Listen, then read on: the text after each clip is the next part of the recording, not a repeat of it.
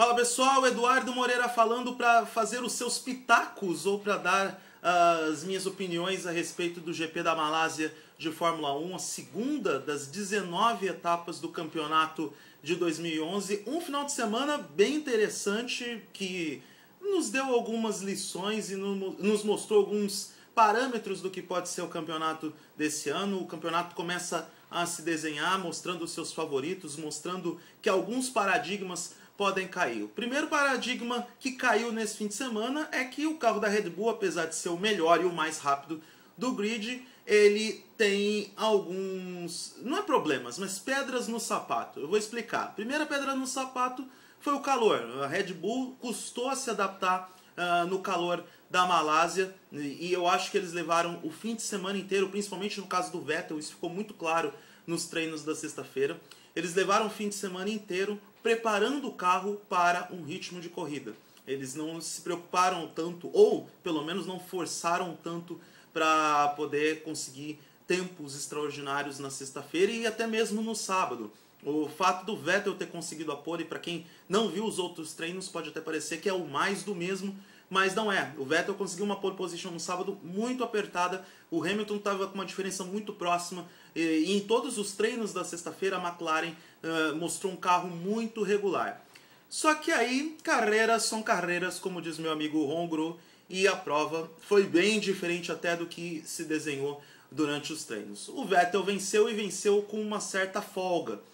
Outro problema do carro da Red Bull é a questão do KERS.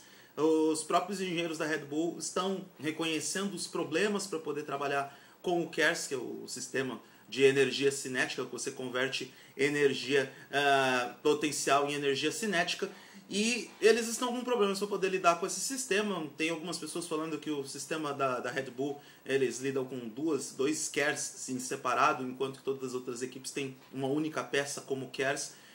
Não dá para saber, ninguém se pronuncia oficialmente sobre isso, mas ficou claro no GP da Malásia que eles não estão utilizando o KERS não porque eles estão esnobando ou porque eles não querem utilizar como uma opção, é porque eles realmente estão enfrentando problemas para utilizar o sistema. De qualquer forma, com todas essas adversidades, o Vettel venceu com uma boa vantagem. A vitória dele não foi ameaçada em nenhum momento pelos adversários, principalmente naquele que andou mais próximo dele durante todo o fim de semana, que foi o Lewis Hamilton. E 2 vitórias em 2 provas, começo promissor para o Sebastian Vettel nessa temporada. As outras posições, o Jenson Button na segunda posição. O Button ficou em segundo porque o Hamilton teve problema, se enroscou com o Alonso, enfim, muitas coisas aconteceram com o Hamilton, mas um bom lucro para o Button ter chegado em segundo. Ele que, pelo menos, ele está com uma performance próxima ao que o Hamilton está, pelo menos nessa prova ele teve uma performance próxima, diferente de outras corridas, ou diferente até mesmo na Austrália, que ele ficou bem atrás. E diferente do Webber, ele pelo menos é um segundo piloto que está demonstrando alguma coisa, ou está mostrando que pode trabalhar bem com a questão de ter um carro tão bom quanto o seu companheiro de equipe. Um bom final de semana para o Button mesmo. Vamos ver o que ele pode aprontar na China na semana que vem. Terceira posição do Nick Heidfeld da Renault. Dessa vez eu não quero me confundir nos vídeos, então eu não vou falar Lotus Marussia ou Lotus não sei o que. Não, Marussia Virgin. Ó, eu errando de novo. Lotus Malaya ou Lotus Renault. Eu vou falar Renault e a outra eu vou chamar de Lotus até eles se decidirem, ou até a justiça decidir qual das duas vai poder utilizar o nome Lotus. A Renault, nesse fim de semana, foi a grata surpresa. Nick Heidfeld, que foi criticado, inclusive por mim, no GP da Austrália.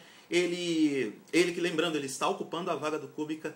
Ele chegou na terceira posição, fez uma bela corrida, fez um bom fim de semana. A Renault, como um todo, fez um ótimo fim de semana. Os carros andando na frente. A largada da Renault na prova da Malásia foi algo sensacional. Os 2 carros vindo por fora, buscando posições, e o Petrov mesmo saiu de uma 6ª ou 7ª posição para ficar em segundo no final das primeiras curvas. Então foi um belo resultado, um belo final de semana para a Renault. A equipe está de parabéns. Eu não sei se essa evolução vai continuar. Eu acredito que, pela ordem natural das coisas, eles vão ser ultrapassados pela Ferrari, mas não é nenhuma loucura dizer que hoje a Renault está à frente da Ferrari entre as forças, pelo menos nesse período inicial, entre as forças que estão distribuídas no campeonato. E isso ficou bem claro na corrida de hoje. Mark Webber, na Austrália, eu acho que ele fez uma prova de recuperação. Muita gente espera mais do Mark Webber, porque uma vez que ele, teoricamente, ele tem o mesmo carro do Vettel, só que ele sofreu mais dos problemas de pneus e outras variantes do que o Vettel nessa prova. O Webber, pelo menos, tentou mostrar alguma coisa a mais, ele já andou bem mais próximo nesse final de semana na Malásia, não foi aquele disparate que aconteceu na Austrália. Então, vamos ver na China. A gente sempre espera que o segundo piloto tenha um nível de competitividade tão bom quanto o primeiro, para justamente ter uma competição, não para ficar aquela coisa de só o Webber está atrás, o Vettel, só o Vettel disparando e o Webber não apresentando uma performance tão boa assim. Nesse aspecto parece que a coisa tá bacana. Felipe Massa terminou em quinto numa prova até que interessante. Eu não vou aqui ficar criticando o Felipe Massa por causa de baixa performance, mas também não vou concordar com o narrador da Globo dizendo que ele correu o final de semana inteiro à frente do seu companheiro de equipe, o Fernando Alonso. Quando precisou do Felipe Massa, quando o Felipe Massa tinha que tirar algum diferencial do carro, o Alonso ficou meio segundo à frente dele no último treino, no Q3 do dia anterior. E aí se resultou que o Alonso largou na frente do Massa, como vem acontecendo corriqueiramente. Houve uma certa polêmica em relação à troca dos boxes, a primeira parada de boxe do Felipe Massa, que foi 6 segundos a mais do que aconteceu com o Alonso, e aí aconteceu uma troca de posição natural. Gente, não é questão de teoria de conspiração. O fato é que eu particularmente sempre vou desconfiar da Ferrari, porque a Ferrari tem um histórico disso. Só que, quer saber? O episódio do GP da Alemanha já passou. Se a Ferrari quiser fazer isso, o problema deles. Eu não me importo mais com o Felipe Massa, nunca me importei com o Fernando Alonso a ponto de ficar reclamando a respeito disso. Se eles quiserem fazer, ótimo. Eu acho que eles tiveram a lição do ano passado de que fizeram o que fizeram, teve o episódio todo na Alemanha e no final das contas venceu o melhor, venceu quem ganhou na pista. No caso da Ferrari, também é compreensível já ter um certo privilégio para o Alonso, porque o desempenho do Massa é pior do que o Alonso. Isso é um fato claro. Então o Alonso está com muito mais cara de vencedor, ou muito mais cara de primeiro piloto do que o Massa. Já estava no ano passado, nesse ano continua. Só que o Alonso também está sob pressão. A equipe Ferrari como um todo está sob pressão. Eles não apresentam um desempenho que seja compatível com aquilo que eles mesmos disseram durante a pré-temporada e do que eles vinham alegando antes da prova da Austrália. O GP da Malásia foi mais um exemplo disso. O Alonso nos treinos fez o que pôde, ser quinto colocado é o máximo que o Alonso pode fazer e extrair do carro. E durante a prova o Alonso teve problemas, ele se envolveu, na verdade ele e o Hamilton tiveram problemas, os dois foram punidos, só que para o Alonso não adiantou nada. O Alonso teve um acréscimo de 20 segundos no tempo porque ele encontrou o carro do Hamilton na tentativa de manobra de ultrapassagem. Ele pegou o carro do Hamilton e aí danificou o bico do carro e ele foi um pouco mais para trás, enfim. Em compensação, o Hamilton, segundo a FIA, cruzou mais de uma vez, ele defendeu a posição mais de uma vez diante do Alonso e aí também recebeu uma punição de 20 segundos. O Hamilton foi mais prejudicado porque ele caiu para a 8ª posição. Pro Alonso ficou na mesma coisa, de que, sei lá, nem precisava dar a punição por causa da barbeiragem que ele cometeu. Olha só, já estou falando do Alonso, né? Então, tá feia a coisa para a Ferrari. Eles precisam correr atrás do prejuízo, não é a performance que eles esperavam, as outras equipes estão bem à frente, no caso os adversários diretos, Red Bull e McLaren, estão bem à frente.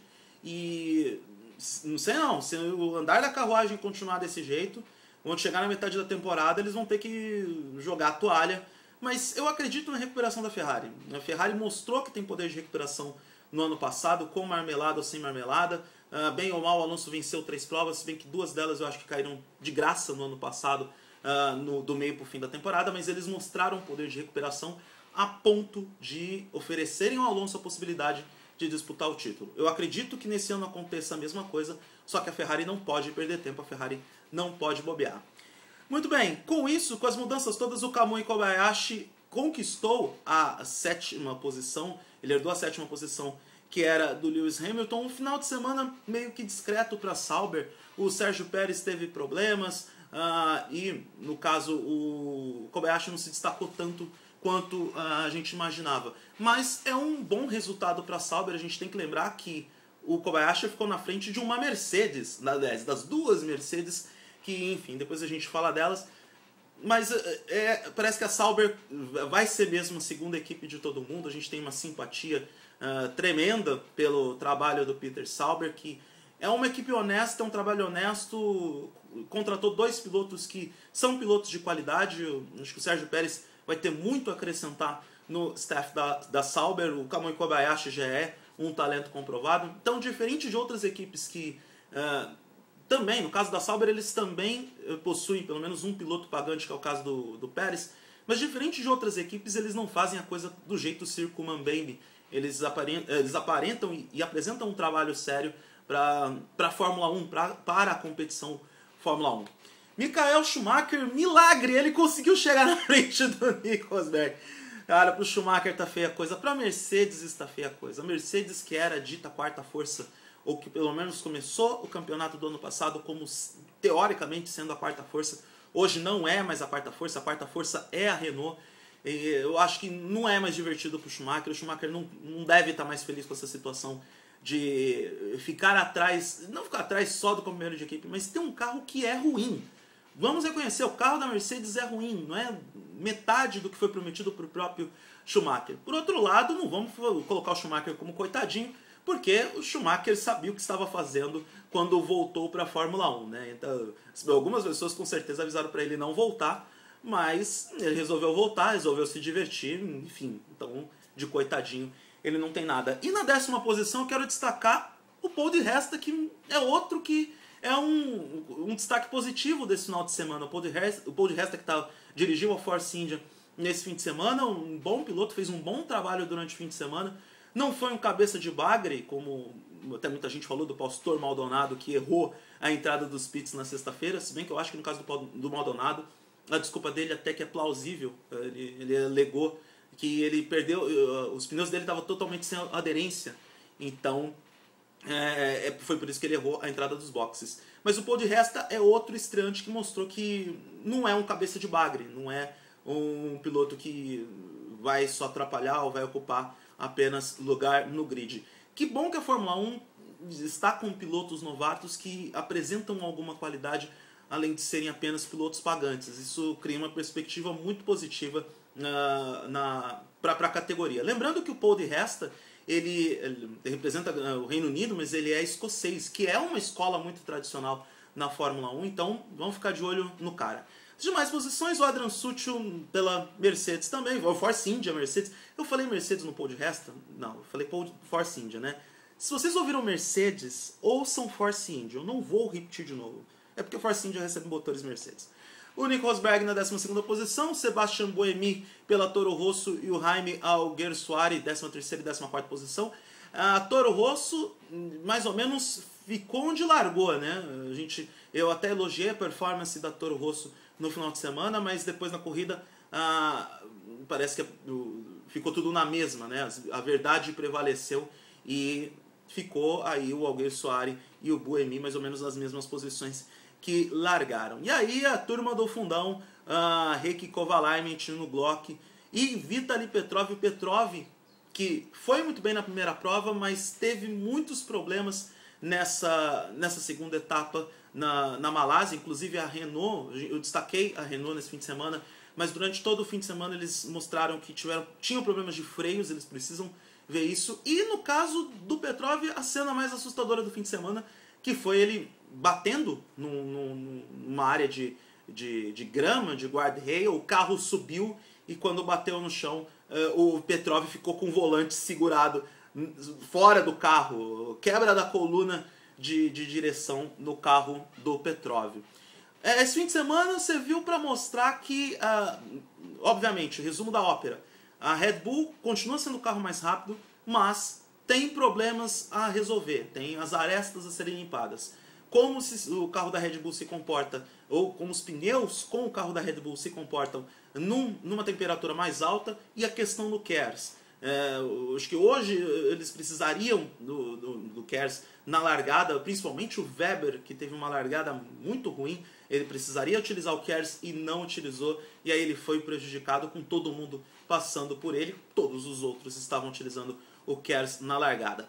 Também mostrou que a McLaren está com um bom ritmo de treino. Eles são tão rápidos quanto a Red Bull, ou um pouco menos, você pode pôr 3 décimos de segundo mais lenta do que a Red Bull, só que o ritmo de corrida da Red Bull é muito melhor. O carro da Red Bull, mesmo teoricamente gastando mais pneus, ainda consegue ser mais constante e mais rápido do que a McLaren durante a corrida.